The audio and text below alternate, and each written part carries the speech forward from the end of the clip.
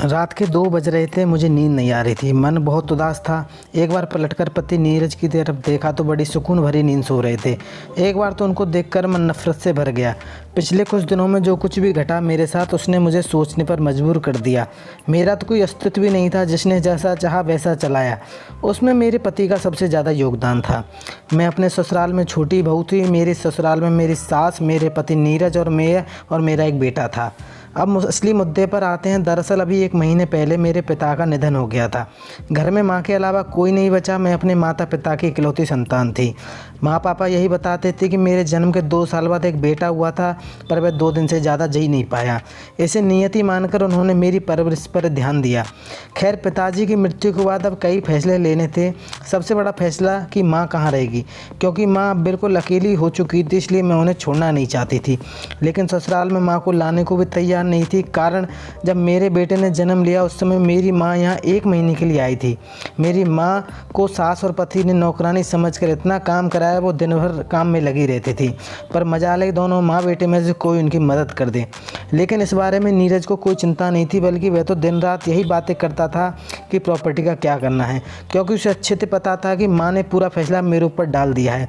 लेकिन मैं तो यह देखकर हैरान थी कि ससुराल में तो मुझे निर्णय लेने नहीं दिया जाता। आजकल मेरे मायके में भी मुझे हक नहीं था।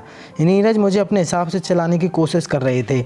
इस 1 महीने में मुझसे कई बार कह चुके थे कि अपनी माँ से कहो प्रॉपर्टी मेरे नाम कर दे, मैं उनकी जिम्मेदारी उठाने को तैयार हूँ। वैसे भी अब वे अकेली क्या करेंगे, किसी ना किसी सहारे की ज़रूरत पड़ेगी ही। पर मेरा नहीं मन मानता। जो इंसान अपनी बीवी को हाथ में खर्च देने से पहले 10 बार सवाल जवाब करता है, वो उनकी माँ का खर्चा कैसे उठाएगा।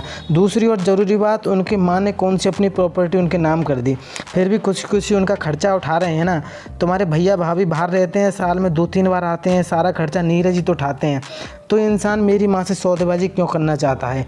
बस यही बात मेरे दिल को चुभ रही थी। कल रात जब सासू माँ से इस बारे में बात की तो उन्होंने मुझे डांट दिया। क्या गलत कह रहा है मेरा बेटा। पर माँ जी, जैसे आप हमारी जिम्मेदारी हो वैसे ही मेरी माँ भी मेरी जिम्मेदारी है। तो मेरी बराबरी अपनी माँ से कर रही है। मैंने अपने बेटे को जन्म दिया है, बदले में वो मेरी सेवा कर रहा है। इतना ही सेवा करवाने का शौक है तो एक बेटा और पैदा करवा लेती अपनी माँ से। वैसे भी औरत को क्या पता कि कैसे निर्णय लेने होते हैं। तेरे पापा तो रहे नहीं, अब नीरज ही लेगा ना निर्णय। इसके आगे मैं कुछ ना कह सकी। गलत तो कुछ नहीं कहा था। मैं बेटी हूँ, यह मेरी सास ने बता दिया। पर बेटा मजबूत हो, बेटी कमज़ोर हो, ऐसा नहीं हो सकता। अब मेरे दिमाग में एक ही बात थी जो मैं निर्णय ले चुकी थी, मुझे क्या करना है। मैं सुबह जल्दी उठी। मैं सुबह घर का काम निपटा कर देखते हुए मेरी सासू माँ नीरज से बोली, आज बहू को कहीं जाना है क्या। मुझे देखकर नीरज ने कहा, कहीं जा रही हो तुम। हाँ, माँ के पास जा रही हूँ। क्यों, तुमने मुझसे पूछा भी नहीं। सोच रही हूँ वहाँ का घर बेच दूँ। यह सुनकर नीरज के चेहरे पर चमक आ गई। इससे पहले कि नीरज कुछ कहता मैंने कहा, सोच रही हूँ कि वहाँ की प्रॉपर्टी बेचकर यहाँ एक छोटा सा मकान ले लूँ। माँ के बाकी पैसे माँ के नाम से अकाउंट में ट्रांसफ़र कर दूँ। इससे माँ मेरे पास रहेगी तो उन्हें आसानी से दिन में जाकर संभाल लूँगी। तुम्हारी इतनी हिम्मत कि तुम मेरे फैसले के ऊपर जाओ। देख रहा हूँ बहुत बोलने लगी हो। मैं आपके फैसले के ऊपर कहाँ जा रही हूँ। मैंने कभी ससुराल के बीच में नहीं बोला, लेकिन ये मेरा फैसला मेरे मायके से संबंधित है, इसको मैं ले सकती हूँ। मेरी माँ है, उन्होंने मुझे जन्म दिया है, तो मुझे उनके बारे में सोचना मेरी जिम्मेदारी है। अगर मैं नहीं सोचूंगी तो लोग सौदेबाजी करने को तैयार हो जाएंगे, जो मुझे मंजूर नहीं। बहू अपनी माँ के लिए तू हमसे लड़ने को तैयार है। देखिए माँ जी, कल आप ही ने मुझे बताया था, आपने ही कहा था ना मेरा बेटा है इसलिए अपनी माँ की जिम्मेदारी उठाएगा। इसी तरह मैं अपनी माँ की बेटी हूँ। अगर मुझे रोका तो मैं आपकी जिम्मेदारी नहीं उठाऊंगी। आप अच्छी तरह याद रखिएगा कि आपका बेटा सिर्फ कमाता है, इस मकान को घर में बनाती हूँ। मेरी बात सुनकर दोनों में से किसी ने कुछ नहीं कहा। जानती हूँ नाराज़ है, नाराज़ रहने दो। इनकी नाराज़गी के चलते मैं अपनी माँ को मोहताज नहीं छोड़ सकती। बस मैं अपने फैसले को अमल करने के लिए चल पड़ी।